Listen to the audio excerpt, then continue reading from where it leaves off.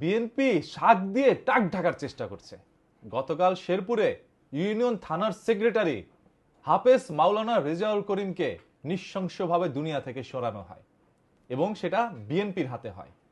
এরপর থেকে social media একরকম তোলপাড় যে বিএনপি এই কাজটা কিভাবে করলো।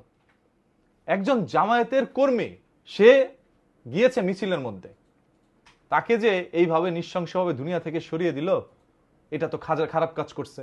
এইটাই কি তারেক রহমানের প্ল্যান ছিল? তারেক রহমান বলেছিল আই হ্যাভ এ প্ল্যান। এইটাই কি তার প্ল্যান বাস্তবায়ন হচ্ছে? এইভাবে অসংখ্য মানুষ ফেসবুকে পোস্ট করে যাচ্ছিলেন। আর এইটাকে ঢাকার জন্যই আজ সকাল থেকে শুরু হয়েছে। বিএনপির এক কর্মী সাইফুল ইসলাম নামক নাকি একজন গতকাল আহত হয় ওই শেরপুরের একই জায়গায়। তো সেও নাকি আজ সকালে ইন্তেকাল ফরমায় আছেন।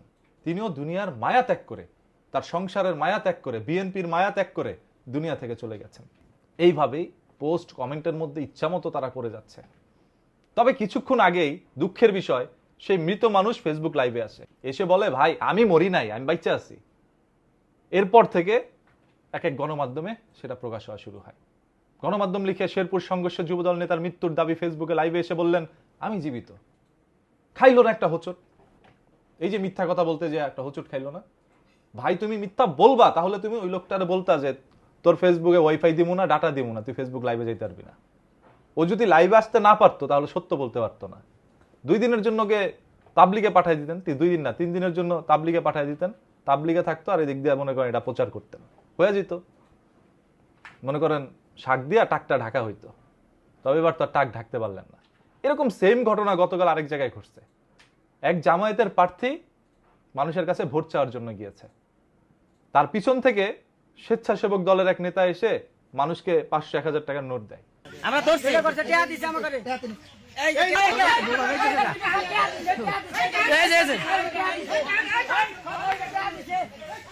পিছন থেকে চিল্লাচিল্লি করে, এই দেখেন জামায়াতের নেতা আমাকে 500 টাকা দিছে, 1000 টাকা দিছে। আর এইটা দেখার পর থেকে পুরো গণমাধ্যম মনে করেন ভরে ফেলে জামায়াতের বিরুদ্ধে পোস্ট করে, নিউজ করে। তবে আজ আবার দ্য ডিসেন্টের একটি অনুসন্ধানে বেরিয়ে আসে ওই লোকগুলো বিএনপির সমর্থক ছিল, বিএনপির নেতাকর্মী ছিল, তারা 500-1000 টাকা দিয়ে জামায়াতের নেতাকে ফাঁসাইতে চাইছে। মানে এই ধরনের চক্রান্ত করে আসলে কি বুঝাতে চান আপনারা?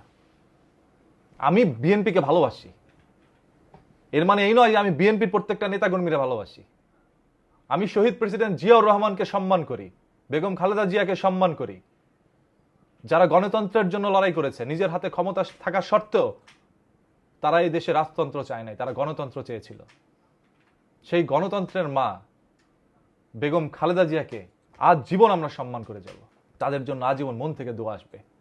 আজ বিএনপির কিছু সংখ্যক নামধারী নেতাকর্মী পুরো বিএনপির নামে বদনাম করছে।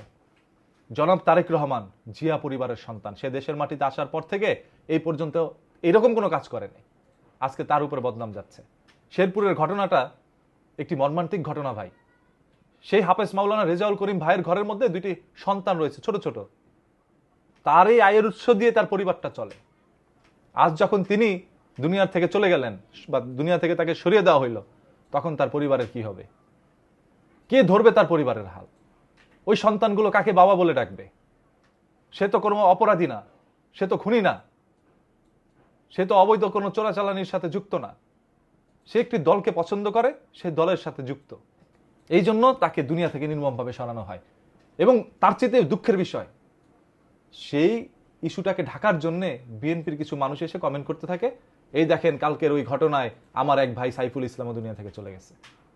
এটা বলে পারছেন মানুষের কাছ থেকে আবেগ নিতে পারছেন? পারেন নাই, পারবেনও না।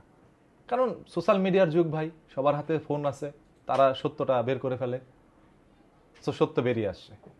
এগুলো করেন না, এগুলো করে নিজের সম্মান ইজ্জত সব আপনারাই হরণ করছেন। একটা সময় আসবে মানুষ বলবে বিএনপির কিছু নেতাকর্মী আওয়ামী লীগের মতোই, এদেরকেও দেশে রাখা যাবে না, এগুলো মানুষ বলবে। আমি চাই আপনারা ভুল থেকে শিক্ষা নেন, ভুল যেটা ওটা ভুল স্বীকার করেন। শেখ হাসিনা যদি একবার সরি বলতো আজ তার পতন হইতো না। সে মানুষের কাছে ক্ষমা চায় নাই, সরি বলে নাই। এই ভুলটা অন্য কোনো দল করেন না, জামাতও করেন না, এনসিপি করেন না, আপনারা বিএনপিরাও করেন না।